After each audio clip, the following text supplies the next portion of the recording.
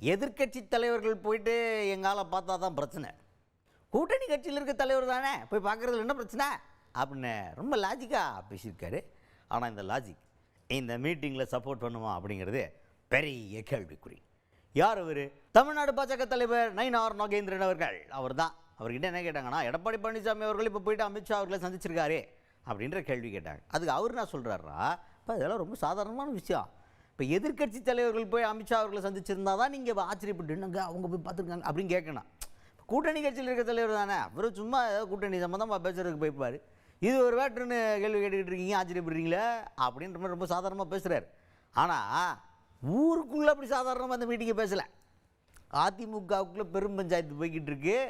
அதுக்கு கூப்பிட்டு எடப்பாடி பழனிசாமி அவர்களை அட்வைஸ் பண்ணி இந்த மாதிரி சொல்கிற மாதிரி நடந்துக்குங்க, அதான் நல்லது, சொன்னால் கேட்கணும் அப்படின்ற மாதிரி அட்வைஸ் பண்ண கூட்டதாகவும், அதுக்காக ஓகேன்னு மண்டையாட்டிட்டு எடப்பாடி பழனிசாமி அவர்கள் இங்கே போய் மீட் பண்ணதாகவும், அதிமுகவை மொத்தமாக பிளந்துருக்குல அதிமுக 4-5 அதெல்லாம் ஒன்றா சேர்க்கறதுக்கான முயற்சியாக இருக்கும்னு ஊருக்குள்ள ஒரு பேச்சு இருந்துச்சு.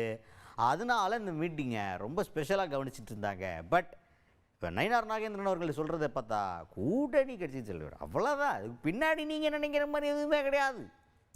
உள்ளர்த்தம் ஏதோ நீங்கள் நினைக்கிற மாதிரி தனியாக கூட்டிகிட்டு போய் ஒழுங்கா அப்படின்ற மாதிரி எதுவும் அட்வைஸ் பண்ண மாதிரியோ, அதுக்கு பின்னாடி ஏதாவது பெரிய சம்பவம் நடக்க போகிற மாதிரியோ நீங்களாம் நினச்சிட்டு இருந்தீங்கன்னா you are April fool. Nainar Nagendran அவர்களை சொல்லிட்டார், அது மாதிரிலாம் ஒன்றும் இல்லையா, நம்புங்கோ. அதாவது கூட்டணி கட்சி தலைவர்கள் ஒருத்தர் சந்திச்சு பேசுறதுல அதில் என்ன இருக்க முடியும்? நல்ல விஷயமா தானே இருக்க முடியும். கூட்டணி கட்சி தானே சந்திச்சு பேசுகிறோம். எதிர்கட்சியை சந்திச்சு பேசினா தான் ஏதாவது பிரச்சனை இருக்கான்னு தெரியும்.